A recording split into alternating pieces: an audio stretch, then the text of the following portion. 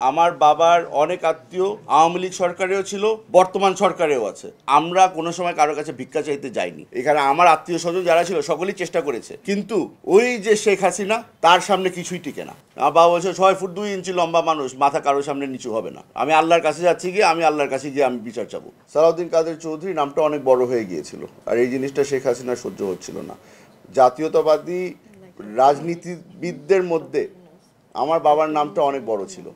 আপনি হয়তো দেখবেন যে যতগুলি আমাদের ডানপন্থী রাজনীতিবিদ আছে অথবা ছিলেন, বেশিরভাগের উপরেই কিন্তু এই ধরনের জুলুম হয়েছে। আপনি ইলিয়াস আলী সাহেবের কথা চিন্তা করে দেখেন, আপনি সালাউদ্দিন আহমেদ সাহেবের কথা চিন্তা করে দেখেন। আমরা যাদেরকে বিচারের আওতায় আনতে চাচ্ছি সকলেই কিন্তু এক ব্যক্তির অর্ডারেই কাজ করছিল, শেখ হাসিনা। এখানে চেইন অফ কমান্ড বলতে সব কিছু গিয়ে ওনার পায়ে গিয়েই পড়ে। তো আমাদের সবার ইচ্ছা, আমাদের সবার বিশ্বাস যে একদিন না একদিন শেখ হাসিনার বিচার হবে। সেই জিনিসটাই বাংলাদেশের মানুষ তাকিয়ে আছে। আমার বাবার অনেক আত্মীয় আওয়ামী লীগ সরকারেও ছিল, আমার আমার মায়ের অনেক আত্মীয় বর্তমান সরকারেও আছে। আমার পরিবার অনেক বড়, কোনো সরকার পার পায় নাই যেখানে আমার পরিবারের সদস্য নেই। আমরা কোনো সময় কারো কাছে ভিক্ষা চাইতে যাইনি। আমরা সবসময় গিয়ে বলেছিলাম যেটা ন্যায় সেটার পক্ষে যেন তারা দাঁড়ায়।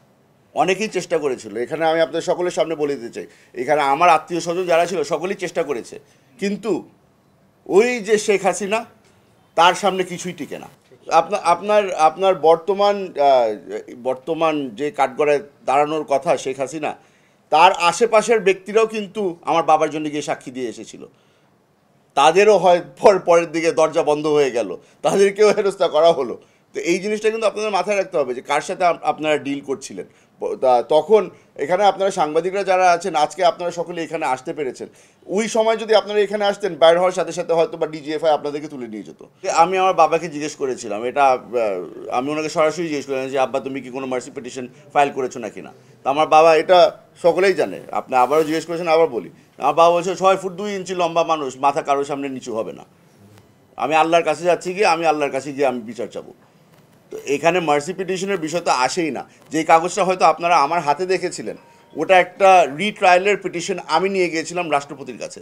রাষ্ট্রপতি সাহেব তখন আমার সাথে দেখা করেনি, উনিও লজ্জায় ছিল, উনিও আমার সাথে দেখা করেননি।